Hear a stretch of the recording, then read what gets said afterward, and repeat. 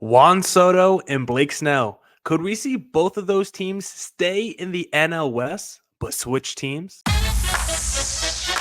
You are Locked On Padres, your daily San Diego Padres podcast. Part of the Locked On Podcast Network, your team every day.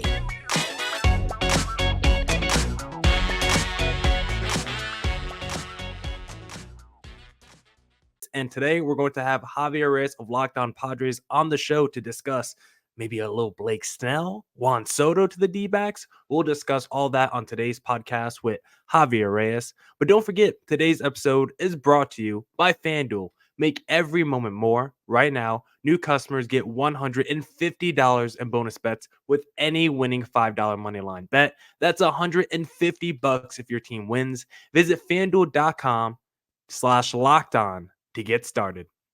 Now, without further ado, to talk about Juan Soto, Blake Snell, and hand out some MLB superlatives, we got the man of the hour, Javier Reyes of Locked On Padres. How are you doing today, sir? I'm doing pretty great. We're in the final stretches of the week.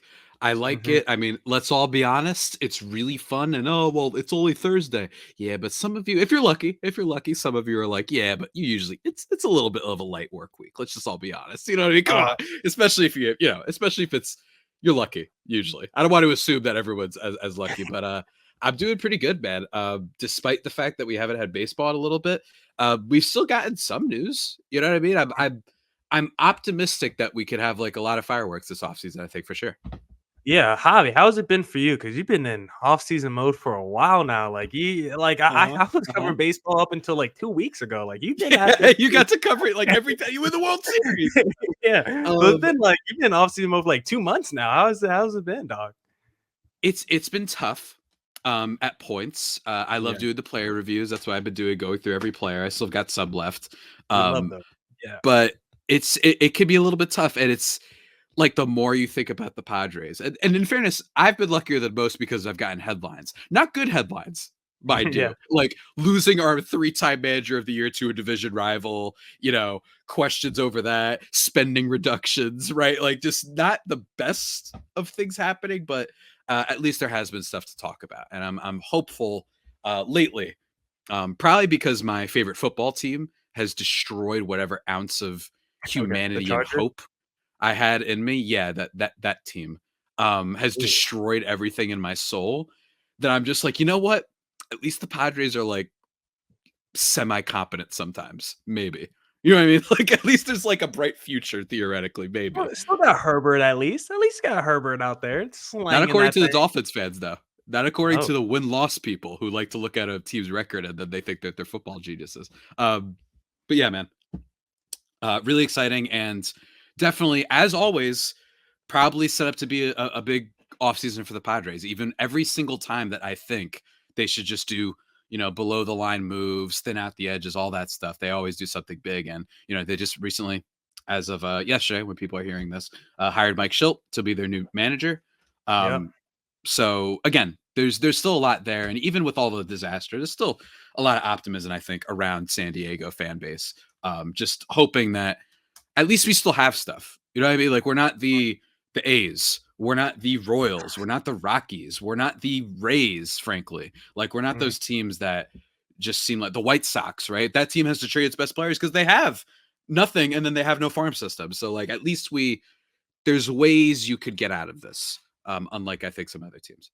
Yeah, and maybe potentially one way, if you want to reset, add some more pieces to that farm system, is to trade that big dog with free agency pending, not too far away. Little Juan Soto potentially getting moved from the Padres, who all of a sudden dealing with some liquid money problems. Maybe they can't even afford a Juan Soto. Maybe you have to deal him. So I want to know, Javi, as a D-backs fan coming off this World Series appearance, I would love to get in the Juan Soto sweepstakes, but I want to know, are the sweepstakes open? Do you really think the Padres are open to the possibility of trading Juan Soto?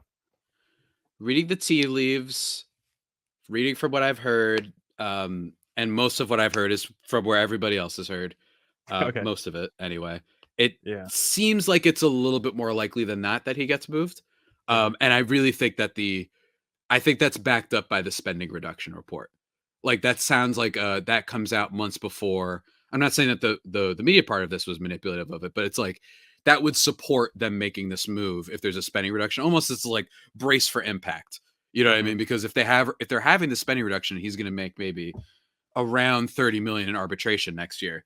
Then that alone is a lot, right? So forget the extension, right? Like just the arbitration for next year could be difficult. Not to mention the other problems that the team has. They might lose Blake Snell to free agency. So I think that they probably look to trading him. Unless they were to make some big blockbuster trades, not signings because of the spending reduction. But I think if you made some trades, I talked about on my show yesterday, Dylan Cease, not a lot of arbitration money, would cost less than Snell, 2 years of control. If they did that, then they could hang on to him because it'd be like, we're going to go for it next year. And we think that it's worth hanging on to him just for next year at the minimum because he's so good. So like I would look at what the Padres do in terms of what will make them good next year. If they do those type of moves, then I think that means they're keeping them. Like if they traded for Corbin Burns, right? You wouldn't owe him money after next year. That would mean you should probably keep Juan Soto. Wouldn't it make sense to trade a lot for 1 year, but then give up another guy that you only have for 1 year? That's just kind of counterintuitive, right? So that's kind of how I'm viewing it. And I don't know exactly what team it would be. They probably won't get the same haul that they gave up for him, that level. Yeah. The only thing that I'll predict is that it won't be the Yankees, and people need to stop buying into the Yankees for one thing, thinking that the Yankees care. I think they've shown us for long enough that they don't care. And two, like they don't care about actually being competitive. I don't think that they've shown any sign over the last like 8 or so years that they actually care. But there's teams out there, man. There's teams out there that make sense. There's hungry teams out there that want a superstar bat. So I could see it. I could absolutely see it happening. I could see it happening in like 2 weeks, frankly. Like I could see anything. Yeah, and I think the Padres are probably going to add to the team this season and see what they could do heading into 2024. But do you think if maybe the Padres get off to another slow start like they did this past year with that Juan Soto free agency pending, like could you see, you know what, maybe we retool a little bit. We don't want to do a whole rebuild. We still got a lot of money on the books, but you know what? Juan Soto is going to be garnering a lot of money. That's going to be a hefty paycheck that we have to give him. Maybe we just trade him at the deadline, take the hit. You're not going to get the package that you want back, but at least you could rebuild the farm system a little bit if it's not going to be our year anyway. Exactly. And I think that that's why I'm not like certain. I said more likely than not. And I don't know that like I might be like 51-49 on that, like in terms of him getting traded, because like you said, with so much money on the books, it's almost like, well, you can't tank per se. You're not in rebuild mode. So just keep the guy. And then, you might as well just, all right, yeah, if you stink by the deadline, then you trade him, you get like a reliever that might be good, whatever. Right. Like, there's worse things you could do. There's worse things you could do. Heck, the friggin' Angels gave up a lot for Lucas Giolito. So you could hope that just keep him, see what happens, and bet on the fact that they were kind of unlucky in certain areas this year, like just being historically unclutch, right? Like if you just expect a regression to the mean there, then maybe, like a positive regression, then maybe they're like, yeah, let's just keep Juan Soto and say, all right, Xander Bogaerts won't hit below 100 with runners in scoring position, right? Like as long as that doesn't happen, you should at least be like a wild card potential team. Don't go 0-12 or whatever in extra innings, then that should work. So again, we'll have to see. I think it also is going to depend on the deal. Preller is not going to trade. I don't think he'll trade just to trade because they have the money. Like they have some leverage to be like, we're totally down, which is keeping this guy for a year and seeing what happens. So. And do you think there's any possibility that the Padres would trade him in division? Like, do you think that's something that, like, you think it's a philosophy thing? There's no chance. Best offer comes from in division. I'm not saying Dodgers, but if the D-backs or Giants were like best offer from those two, I'd prefer those teams. I don't want to trade to the Dodgers. Dodgers would never happen, but I think no, because they're not in rebuild mode. If they were the Rockies, pretend the Rockies have Juan Soto for some reason, that team's not going anywhere no matter what, and they don't have star players. So that you just take whatever the best deal is, right? But since you are expected to be at least a competitive team, they still want 82 and 80, then that wouldn't make sense because then it's like, well, then what happens with Xander, Tatis, and Machado and Darvish and Musgrove? Like, you're just telling them we're quitting this year? Like, that doesn't make any sense if you have high paid players. So I don't see a trade in division, no. That's disappointing to hear. Well, hopefully we can steal another Padre from your team this offseason because I want to ask you about a Mhm. little Blake Snell action, his chances of switching teams in the NOS this offseason. But if you believe the D-backs or Padres have a chance of winning the World Series in 2024, why not go to FanDuel Sportsbook and place down a little futures bet? Because score early this NFL season with FanDuel, America's #1 sportsbook. Right now, new customers get $150 in bonus bets with any winning $5 money line bet. That's $150 if your team wins. If you've been thinking about joining FanDuel, there's no better time to get in on the action. The app is so easy to use. There's a wide range of betting options, including spreads, player props, over-unders, and more. My favorite thing to do is the same game parlay. When I see the Mhm. Lakers on the schedule, I'm taking LeBron, the GOAT, over in points. Give me D'Lo, the prodigal son has returned, over in threes with the Lakers money line. That hits about a third of the time, but when it does, it feels good in my pocket. So visit fanduel.com/locked on and kick off the NFL season. FanDuel, official partner of the NFL. Back here on the Locked on Diamondbacks crossover with Javier Reyes. Go check us out wherever you stream podcasting platforms. YouTube, Locked on Diamondbacks, Locked on Padres for all your content by us, I guess. Whoa, Javi. The next little Padre I want to talk to you about who could potentially leave your team this offseason is the man who just stole the Cy Young away from Zach Gallen. Not even steal because I thought Blake Snell was deserving of it unanimously. And he is currently a free agent, potentially future Hall of Yeah. Famer, two-time Cy Young Award winner in both Crazy, right? leagues. Yeah. Mhm. It's literally insane to think about that he's like Yeah. on a short list with all these historical guys. But Blake Snell won the perfect time to enter free agency. I mean, coming off that Cy Young Award, he's going to get a lot of money this offseason. Of course, we know the Padres have already spent a lot of money. So, what do you think the chances are of Blake Snell coming back to the Padres versus signing with another team? I think it's similar to the Juan Soto thing, except more so, in the sense of you with the spending reduction, all that I was saying before, like, is that like brace for impact kind of thing. You're probably going to get, I mean, if you just look at, let's say, Robbie Ray, last pitcher that was a free agent that came off of a Cy Young season, he's probably going to get that or more.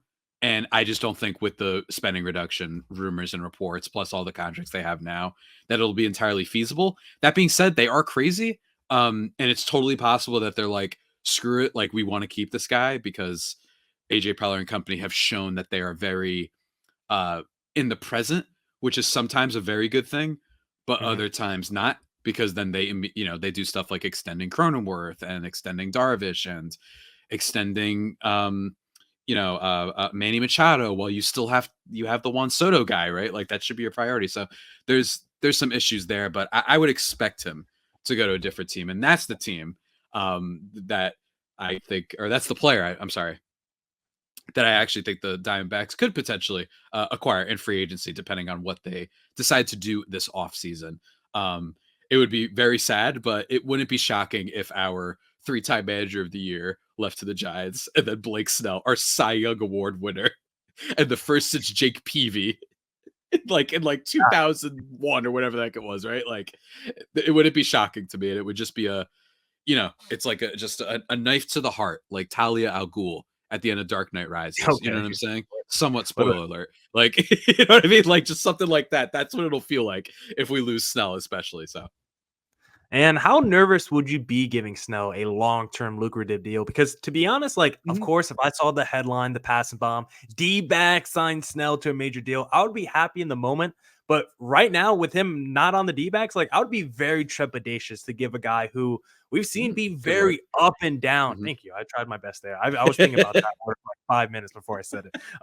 Just such an up and down career. I would be nervous of a decline. I would be nervous of maybe not a 1 year wonder, but maybe he's not the Cy Young Award winner we saw this past year. Like he still Mhm. walks a ton of dudes we've seen. So Yeah. it's like he's got some elite numbers, but he also has some very concerning red flags too when you look at his stats. So how nervous would you be if you gave Snell like one of those Aaron Nola 6 for 150 kind of contracts? Yeah, I mean, always got to be nervous with pitchers, right? Yeah, Mhm. frankly, always got to be nervous with free agents because, they're in arbitration, limbo for like 7 years of their career. And then when all the good stuff is gone, then they're allowed to sign, and then everybody gets mad and they're like, don't sign free agents. It's like, well, it's actually because the system's a little bit messed up and you still need them anyway, so you kind of have to take the chance. It's harder to win without them. I'd be a little bit nervous too. Like you said, the walk rate, not to mention really great Padres defense behind him. Ruben Niebla is a great pitching coach, and also has only pitched more than 180 innings, I believe, twice in his career. So it's definitely, there are some frights there, but I think it depends on the team. My team, I'd be nervous because we're like hamstrung. Like the budget seems like if they were to extend him, that might be like one of the only moves they can do. Where I lean towards, let's try and like build out and have a little bit of depth. That way, if anything bad happens, you don't fall apart. While a team like the D-backs, who don't have too much money committed right now, from what I've seen, that might be a team that makes sense. Teams that are like on the rise and they aren't spending much yet, I think that's cool because, say, like you said, things fall off the wheels, fall off the wagon and whatnot for Snell. It's like, okay, I mean, we can recover from this though. It's only one guy, right? You haven't made it that you're all in right now and you have no wiggle room whatsoever. So I absolutely think that Snell, it depends on the team. You know what I mean? Like, obviously your Dodgers and Yankees, theoretically the Yankees, your Mets, big budget teams that clearly are ready to spend no matter what, always there. But the Giants, right? They're kind of similar to the Diamondbacks, honestly. I think that could be a team that I see competing for him. And according to John Heyman last week, they were one of the teams in on him. So I could absolutely see that happening. Yeah, for me, it's always like how long it is. That's what I care about more than even like the annual salary. Like, am I paying him for 6 to 8 years? Do I only have to pay him for 3 to 4? I'm always fine overpaying for a guy if it's like 3 to 4 years, 2 years. But if it's like those 5 to 7 year deals with a pitcher already in his early 30s, that's when I think you run into some trouble. So if we're overpaying for Blake Snell, it better be on like a 4 or a 3 year contract if he's coming to the D-backs. But now, Javi, let's throw on our tuxedos. Let's grab our microphones and let's host a little award show. MLB Superlatives. I'm handing the mic over to you to host our little award show today. So, everybody, I'm really excited about this. So, I came up with a couple awards, I should say, no rewards, except for maybe good vibes for everyone who is a winner.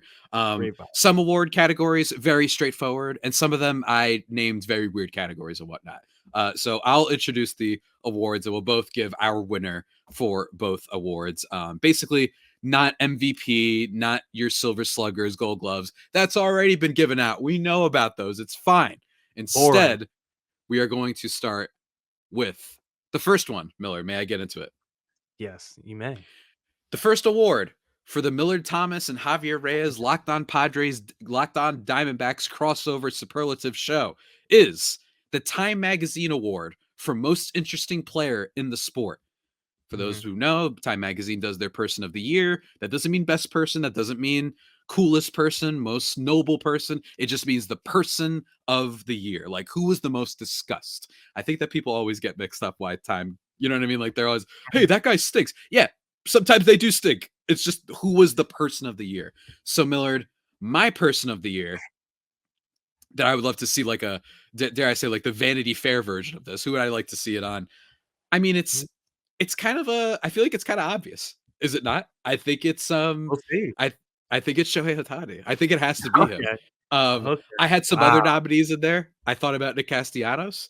I thought that he was a lot of fun, but I just think that the story of the year is Shohei Ohtani. It is always going to be Shohei Ohtani. And most importantly, while yes, he just had another great season, I think what's interesting is the whole World Baseball Classic part of this. I think that him winning there and then being on this miserable Angels team, them going for it at the deadline and to no avail, him looking like he's literally crying in the dugout, and the fact that he's a free agent that apparently from early reports, they're treating like a Messi. And what I mean by that is they're saying like just his blockbuster name value alone is another reason to get into him, aside from just the baseball stuff. And like everyone has seen Miami, the MLS team, how much like celebrities are going to that game now, right? Because it's just so great. So I think that it's Ohtani, and frankly, I think it's almost always going to be Ohtani, this award. But what do you think? Wow. I mean, Ohtani, he is the obvious answer for that award. But I was like, let's dive a little bit deeper on this. Let's not give it to Ohtani because I can't discredit anything you said. I mean, the man has already been on the cover of GQ showing the arms off. So he's already graced magazines. I don't even know if other MLB players are doing that outside like stand in the body issue where we get to see those amazing glutes that he got. So I'm going with a different direction here. I'm going with a rookie, and I'm not going with the D-backs rookie. I'm going for the rookie from the Cincinnati Reds, Ella De La Cruz. I thought when he came up, he took the baseball world by storm for those first couple months with the speed, with the swagger. He had a little power. Maybe he wasn't the best rookie this year, but you would have thought he was right there with Corbin Carroll for at least like 3 months, just based off how much we talked about him, about the hard hitting contact power, the speed he had. He's maybe the fastest player in baseball. Maybe he has the most power in baseball. Super dynamic athlete, 6'5", lanky, can do it all over the field. The numbers aren't even that great when you look at the end of the season numbers, but you wouldn't even know that with how much positive discussion there's been around De La Cruz this season. So I'm running with him as my most interesting player from this past year.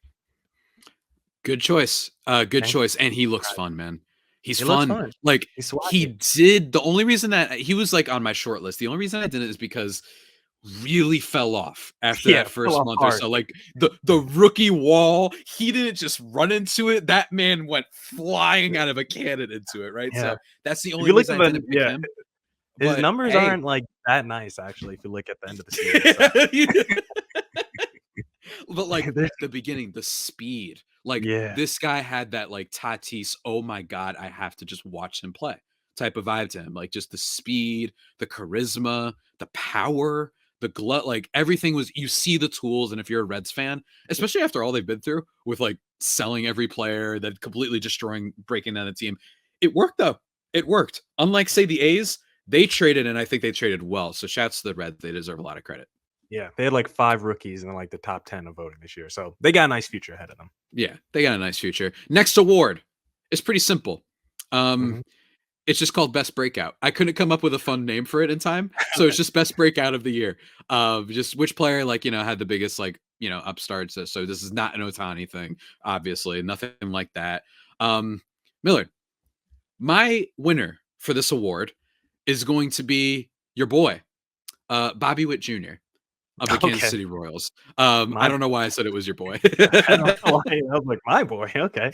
I don't know. He's a good young guy. No, No, you know who's your boy? Bellinger is the one that's your boy. That's the one that you were like, oh please. And then he had a good season. Yeah, he did. Look, Bobby Witt Jr. was excellent this year. In a lot of respects. And I think that he deserves a lot of credit. 11th in F4 among all qualified position players. And I think he deserves a lot of credit because he had such a rookie season. And what I mean by is like based on expectations. And a big part of that was Julio Rodriguez. And I think this happens in sports sometimes where like when the one guy of your class, your draft class is going crazy, all of a sudden the other player now is like a bust. And I don't think that that's fair. Right. Like, let's say, just to give a football analogy, like Tua Tagovailoa of the Dolphins, where like Justin Herbert and Joe Burrow are like breaking records while he's struggling a little bit. And now he's, you know, starting to break out. So they have some similarities. Of course, you know, the other guys are better, but still like, and same thing with Julio Rodriguez, like he's a better player, but I think that Bobby Witt Jr. cleaning up his defense, like -9 defensive outs above average last year, 14 positive outs above average this year. And then of course, Fantasy King. Who doesn't love a Fantasy King, man? I know you love a Fantasy King. 30 home runs and 49 stolen bases, 115 WRC plus. He still has stuff to work on in terms of like being a more complete bat to ball hitter, drawing some more walks, only 5.8% walk rate this year, but he's only 23 years old, 30 home runs, 49 stolen bases. Pretty cool. And I think he's cool as well, which I'm putting part of it because of the fantasy baseball stuff, especially 30 home runs, 49 stolen bases. Everyone told me Acuna was the only one that could do both. Well, look at Bobby Witt out of Kansas City, a team that basically has nothing. So I'm happy for them. Yeah, he's like the only guy. He's probably the only player any casual baseball fan can name off the Kansas City Royals. Because if you ask me right now, the James Shields still pitch for the Kansas City Royals. Like the list of names on that team doesn't go very deep. Eric Hosmer, has he returned to that team? I do not know. So it's got to happen at some point. Yeah. We need the reunion. We need the one-day contract signing before he retires. Go back to Kansas City. Bobby Witt's a fantastic pickup here. I mean, he was like the #1 pick in the draft, and he's hit most of the benchmarks coming up through the system. And so this is the guy to watch over the next few years. Maybe he can have that Ronald Acuna, take it to another level, be maybe a 40-70 kind of player. He's got that kind of ability in him. So he's definitely going to be someone to watch on the rise, and hopefully the Royals can put some kind of competent team around a star player like Bobby Witt. For me, I had 2 players written down here. I don't know what direction to go in. So I'm going to go with the guy who finished a little bit higher in his personal award voting. I'm going with Justin Steele of the Chicago Cubs here. Finished 5th in Cy Young voting. And to be honest, as a D-backs fan, I would have told you probably should have finished ahead of Zach Gallen, to be honest, because of the way Zach Gallen finished the second half. Justin Steele from start to finish was very good. He was like top 4 in ERA, top 2 in wins. Could have used a few more innings pitched under his belt, but just good for that Cubs team from start to finish. A team that faltered down the stretch was not Justin Steele's fault. You saw Stroman get hurt in that rotation. We saw the offense kind of struggling in the first half of the season. Like, it was Cody Bellinger in the lineup. It was Justin Steele in that rotation, really as like the pillars of that team. So I thought Justin Steele deserved even more love than what he got with that 5th place Cy Young voting. And my other honorable mention here was just Yandy Diaz of the Tampa Bay Rays. Led the league in average, 6th in MVP voting. Just really easy guy to look at. Really good. And I love the story. I think his story is fascinating, where there was a great story that I recommend everyone check out at Yahoo Sports. I forgot who wrote it. But I love how it talked about, like, after he got his deal, that he was more willing to tinker with his swing, which I thought was fascinating. Being like, I don't want to mess up with my money or anything like that. Let me just do what I know and just get paid. And then once he got paid, he was like, okay, let's try that. And then got some more power, I think, is what really helped him like elevate and become essentially the best Rays position player at this point, which is crazy. Like you said, average, and then on base guy too, right? 164 WRC plus, 410 on base, really good player. And I just thought that little anecdote is like interesting, that he said, I was willing to change my mechanics after getting paid. So again, there's so many variables that go into sports, fans, that we don't even realize. So shouts to Yandy Diaz. I agree. Yeah, and Javi and I got a few more awards and superlatives to hand out to these MLB stars. But before we get there, I first have to tell our listeners about this new thing that Locked On has just launched, the first ever national sports 24/7 streaming channel on YouTube. Locked On Sports Today is here for you 24/7, covering the top sports stories of the day with local experts of Locked On, plus our national shows covering every league. Go to Locked On Sports Today on YouTube and subscribe to the first ever national sports 24/7 streaming channel. All right, back here with Javier Reyes for a little crossover with Locked On Padres. Sir, what award is next? The next award is the best. I'm going to call it right now the Pac-Man Award for the best smile. And everybody who's watching the video, look at that smile. Look at it. It's so good. The best smile. Pretty simple. And this award it can only go to 2 people, as far as I'm concerned. I'm curious to see who you say, but I'm doing this. Not going to lie. Look, Millard, this was your mistake. You let me come up with the awards. It is going to my friend, my beloved Jurickson Profar of the San Diego Padres, formerly of the Colorado Rockies, and formerly of the A's, and formerly of the Texas Rangers, but back where he belongs with the Padres. And coincidentally, Padres started playing well right when he got back. Just throwing it out there. Just such a great one. And my honorable mention would be that guy in Seattle is pretty great and has had my mom a couple times just go, who's that? So that's all you have to know about Julio Rodriguez. So shouts to him as well. Man, the only award Profar is ever going to win in his career. Best award by Javier Reyes. Shout out to Profar. Didn't even think we were going to discuss him on today's pod. Shout out to you, Javi, for sneaking him in today's pod. But I'll go a little homer as well on this one for best smile, because this is the one where I'm not watching every team. And, the only time I'm watching other teams is when my D-backs are smashing them into the ground. So I don't see too many smiles on opposing players' faces. So I'm going with a homer pick here, because this guy, he brought so much energy when he was acquired from the Toronto Blue Jays. He's got the purple hair flowing. His energy has been immaculate for the D-backs this season. I'm going with Lourdes Gurriel Jr., who has been so good, so impactful for the D-backs. And I truly believe that energy, that infectious positive energy he had at the beginning of the season was a huge catalyst to why the D-backs started off to a really good record. So I'm going with the hometown pick, Lourdes Gurriel. Best smile in the game, baby. I wish I had a photo of him. Hey, love it. I think that you are correct in this pick. He was good, and he was especially good to start too for the D-backs. Like, you guys had a lot of these players that just chaotic team, and I don't mean that in a bad way. Just like hitters, like just pure people who just know how to hit the damn ball. You know what I mean? Just for lack of a better descriptor, like really good stuff for him. And yeah, he went homer. It's okay though, because I went homer too, so I can't complain. Yeah. The next award, I'm gonna call it right now. I didn't come up with a name beforehand. Let's call it the I don't know, the Arian Foster Award for best script, best storyline. For those who don't know, Arian Foster jokingly about like a year ago said that there's a script for the NFL games, like because they want to have a good story and ratings. Best storyline for me for the year. Anyone who follows my podcast knows that I preach this a lot. I'm not going to spend too much time on it, but I genuinely believe that it is an awesome storyline that a team that had some of the worst record in the sport, not just last year, but the year before, went out and spent a lot of money. They also had good prospects too, don't get me wrong, but they coupled that with spending and they won the whole damn thing. That is the Texas Rangers. I just think that it's a really good moment for the sport and a good reminder that yes, you need the farm. Absolutely need the farm. That's how you fill out the edges. That's how you have depth. That's how you have different matchup solutions. That's helped the D-backs as well. But you need to take some shots because you get Corey Seager. Not to bring any PTSD for you or anything, but you get players like that. You get players like Marcus Semien. You get players like John Gray, frankly. You get players like Nate Eovaldi, right? Jordan Montgomery, making moves, being aggressive. That's how you win unless you're the Royals that one year. So I think that was the best sports storyline this year. What do you think?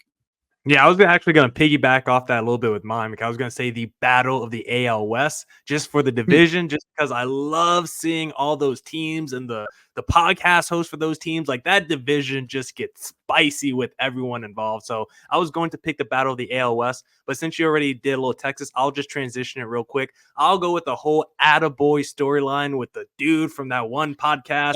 Okay. All the other stuff. I don't even know what the whole beef was, to be honest. But that dude, Jake, he was getting ripped on MLB Network. Then everyone had to apologize to him after. D-backs fans got to say attaboy to Harper. Like, there was just a lot of fun stuff going on. It was all during peak MLB baseball season, during the postseason. Like, we're not even focused on the games. We're talking about some reporter and what he was saying to a player. Like, I don't even know what we were discussing. It was so much off the field garbage, but somehow that's baseball for you. We care more about some of these off the field storylines with journalists as opposed to just covering the athletes on the field. So that's why it's the best storyline, because once again, it's baseball just getting in front of themselves during the postseason. It's like the off-field stuff that we probably should care about won't be discussed. Instead, it'll be like whatever her face is on MLB Network, just trashing a reporter for like no reason. Like, it's just like, what's going on? You remember that whole thing? Oh my God. Really, really messy. We don't have to get too deep into that, but hey, great pick. That was a wild story. And I was also tempted in terms of like the bad side of baseball to bring up the Braves, like crybaby, like still in their underwear and tidy whitey's fan base. You know what I mean? Complaining like nonstop. Their media complaining nonstop. Their pitchers complain. Like, it was insane. I was like, y'all lost one game and you're crying already. Anyway, we had too much rest. So yeah, I agree that those are great storylines too. Next award. Let's keep it moving a little bit. The Worst Person You Know Award. For those who don't know the meme from The Onion, the headline saying tragedy, the worst person you know actually made a good point. This award is for the most admittedly awesome thing that a division rival had going for them. So I can't say anything about any other team except for the Diamondbacks, Giants, Rockies, or Dodgers. And it's obvious here. I hate being nice to this kid. You should see off camera. I like mock him. I say how untalented he is. I say just how much of a disgrace he is to the Diamondbacks. But most admittedly awesome thing. Worst Person You Know award. It's the D-backs making the World Series, and frankly, it's not close. But for Padres fans, don't worry. They also took out the Dodgers on the way there. So it was great. You know what I mean? It was so funny. The same fan base that loves, they'll probably find a way into the comments of this video. They love tweeting at me every now and then. Not all the time, but every now and then in comments, and every time anything happens, And then y'all think you prance around, look at us, we have the best record, and then you get swept by Tommy Pham and company in 3 games. I don't want to hear it.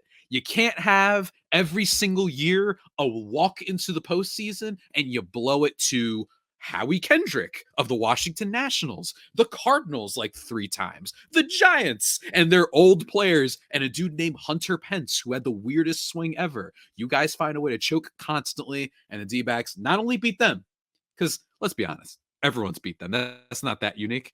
But then continuing it, you also beat the Brewers, and then you went to the World Series. You beat the Phillies after everyone fell in love with them. Including me. I'm not going to lie. I thought that it would have been fun if they were the World Series, but it was really cool that they just fought right through that. They said, hey, it ain't over. You know what I mean? Stop celebrating. And boom, they made the World Series. So that's the worst person you know award winner for me.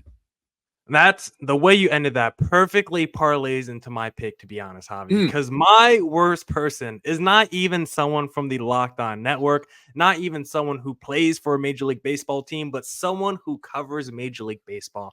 I'm actually going with the man who most people think probably has 100% Q score. I'm going with Jeff Passan, Javier Reyes. And that's because after game 5, yes, I'm going with Jeff Passan. After game 5 of the NLCS, he had the most disrespectful tweet I've ever seen. When the D-backs lost game 5 to the Philadelphia Phillies, he was like, this one is over, guys. The D-backs fans are doing the wave. We're going back to Philadelphia, and the Phillies are going to the World Series. Completely disregarding the D-backs, who were called the answer backs all season because of their resilience, of their ability to come back in tough spots. What did the D-backs do in game 6 and game 7 in Philadelphia? They took it to the Phillies, and Jeff Passan had egg all over his face for it. Maybe Mad Dog Russo is actually the right answer for this, because he said he was going to retire. True.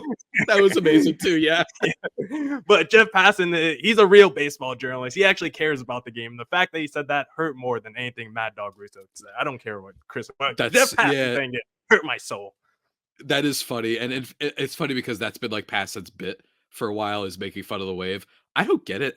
Only in baseball is this a discourse. Only in baseball is a celebration of people going like this, like an opinion. It's like people who think they're so interesting when they say is a hot dog a sandwich. Like that's the only thing they know how to debate. It's like, all right, dude, like 7th grade called, they want their sense of humor back, right? Like, let's just like what are we doing here? And I think that's what Passan gets caught up in with that. But yeah, man. Love it. You beat the wave allegations, I guess. So that's a really and good honestly, one. what if we brought waves to all sports? Yeah, NBA game, 12,000, 15,000 fans doing the wave. Like, let's get it started. Come on. Yeah, man, absolutely.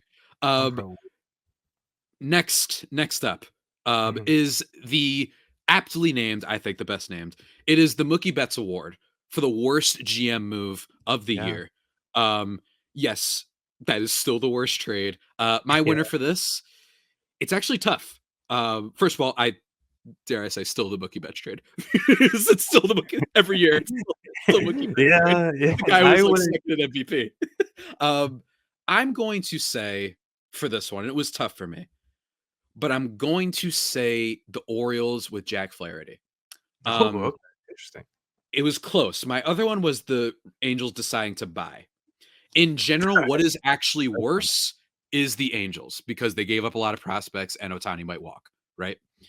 But for me, I'm going to say Orioles, because I think it just is such a showcase of the problem with baseball, where this team that has had the best season literally since like 2004 is on pace for 100 wins. They win 100 games in a crowded division. And then your big deadline move is a guy whose arm is just gone at this point. I feel for him. Jack Flaherty, too many injuries. I just feel like, how is it that other teams made bigger moves at the deadline with starting pitching? I know that wasn't the most stacked starting pitching at the deadline, but I'm just saying it's weird. Like, why didn't you start talking to the White Sox? You know, maybe I would have liked to see something more aggressive. And I'd be careful, folks, because the owner of the damn team in the middle of this historic season is like, yeah, don't get too attached to the players. You're saying that already? Like, that's crazy. So that's why I think it might hurt them more. But I think that in reality, it's still probably the Angels. But I don't know. I'm a hater. And if you're an Orioles fan, you just saw what the D-backs did. Are you like, how do we not try to get more aggressive with this young Mhm. team that won 100 plus games? Like, you should Exactly. always maximize whatever window you have. And maybe the And the Orioles were Orioles, ahead of schedule, but they have yeah. no budget. They're even lower than you guys. They're at like the 30 million. Like you have plenty of room to make moves. You could swing and a miss and be fine. Uh they could sign Anthony Rendon, they'd be fine, even if he was terrible. Like Oh they'd be god, okay, but maybe they that's didn't the though. worst move. Just retroactively give it the Anthony Yeah. Rendon signing every single season. Yeah. Remember when he yelled Um, at the fan or grabbed the yeah, fan? yeah, that was weird. That was like week 2 of the MLB We season. need a wacko award. That'll be for Yeah. next year. My guy here, I went a little bit chalk on this one. I'm going with the signing from the offseason that everyone thought was going to be the Mm. worst signing, and it turned out to be true. Jacob DeGrom to the Texas Rangers. Again, Oh, you're not mean. because of You're not mean. because of talent, but I was looking at it again. I was like, damn, he's like a top 3 highest paid Mhm. player in baseball. He's Yeah. gonna be 35 years of age, and he already year 1 couldn't finish the season after the last few years, really struggling with health. Like, I just don't know how it gets better outside of DeGrom just staying healthy. And I think he's shown us enough at this point. Like, that's a bad bet. So, Texas Rangers fans should still feel good. You still got a World Series ring under your belt. Maybe the next 3 years could be a little bit of a disaster. I doubt that. I don't think DeGrom would derail this whole situation. But I think you already have to look at DeGrom as like, bad deal, bad contract, and just already bite the bullet and take that as a loss. You already got your World Series ring. You already know you could win it without DeGrom. So I think you just look at him as like just a side piece off to the side that if he ever comes back and plays well, then just the little cherry on top to what you already have cooking in Texas. Yeah. You could hope. And like you said, at least they still won. You know what I mean? Like they still did end up winning. It did stink, but hey, you go for it sometimes. You're gonna miss. I get it though. Probably up there, it hurts, but at least it won't hurt them as much as others. Next award is the let's call it the I guess I'll do a movie reference again. Why not? The Rise of Skywalker award for the biggest disappointment this season. Or I'm Mm. sorry, not I jumped the gun. We'll have to go back. But for biggest disappointment, Millard, what do you got? This one's pretty straightforward. Yeah, I would went with a team here, not a player, and I just went with the St. Louis Cardinals, who I think entering the Mm, year, like when you looked at all the divisions that to pick winners, like the Cardinals were like maybe the biggest lock of any team to win their division entering the year, and then they were like 5-25, and we're like, okay, it's still early, they're gonna turn it around. They still got Arenado, he's gonna get going. You still got the reigning MVP. They just never got it going. Rotation super old. This offseason, it seems like they're only getting older. Actually, the rotation might got younger with a Kyle Gibson signing at age 36.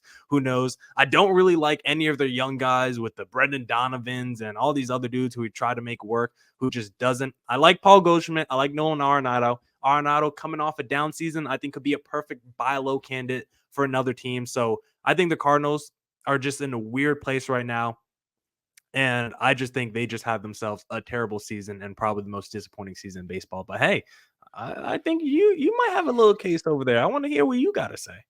yeah, I mean, I have to answer the Padres. Like, I'm not even gonna like do any build up. On top of, I mean, the Mets are the other team as well, but I'm gonna pick Padres. Mm.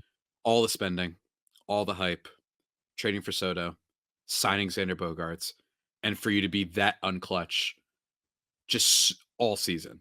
And they didn't even need to do that much. You know what I mean? Like all they had to do was be okay.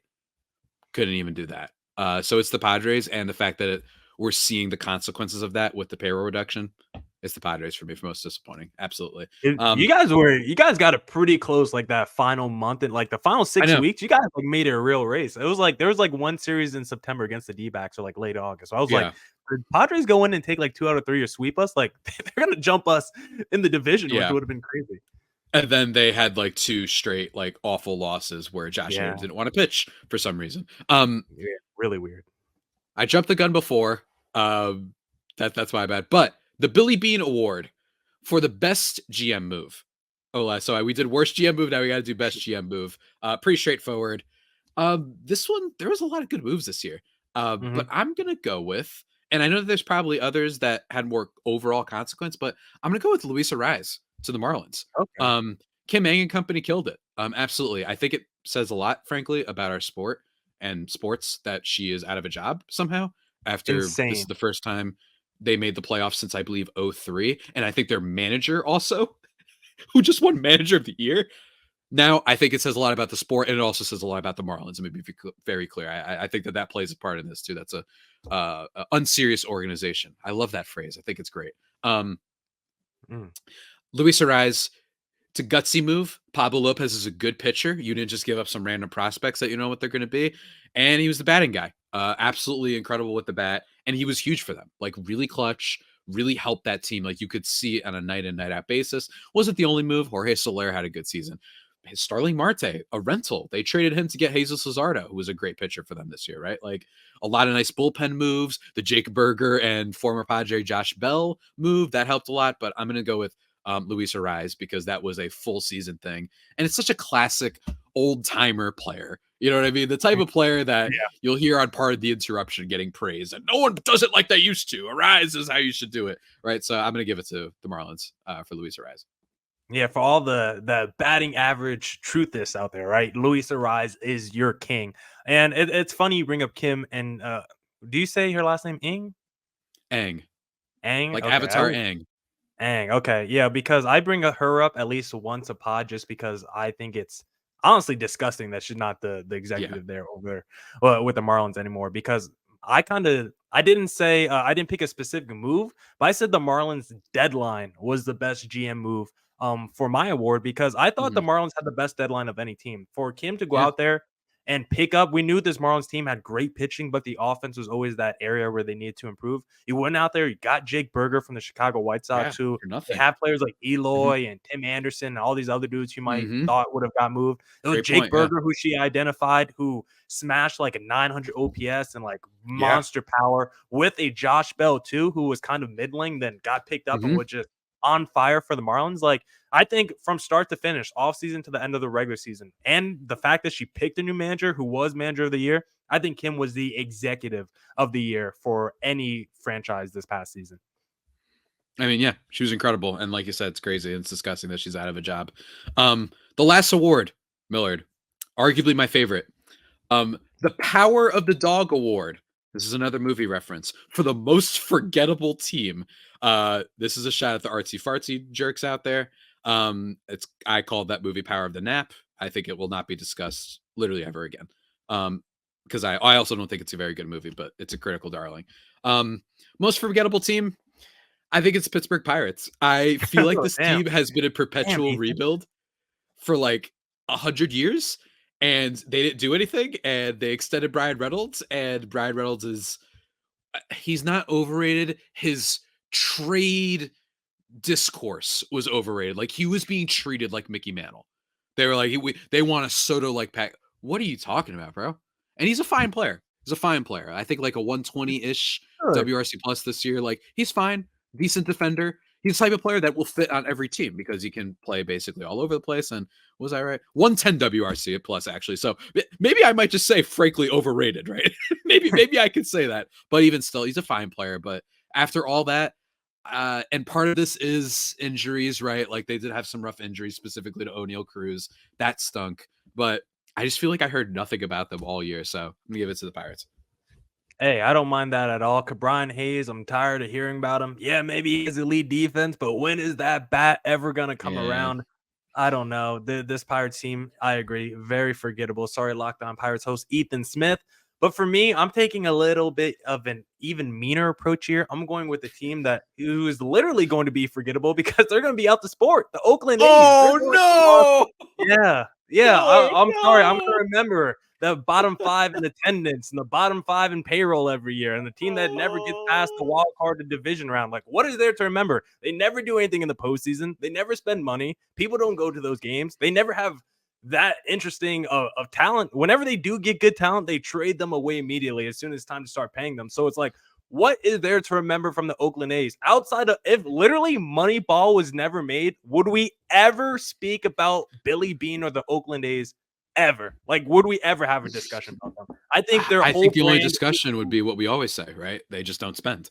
I think Passon, your boy, had the best tweet about this. Since John Fisher bought the A's in 2005, their year-end payrolls have ranked, and this is for all the people who'd say, oh, well, they just don't have the money, or, well, nobody shows up to games. You know why? 2005 to 2023, 19th, 18th, 27th, 27th, 26th, 23rd, 30th, 27th, 23rd, 26th, 27, 28, 28, 28, 26, 26, 24, 30, 30.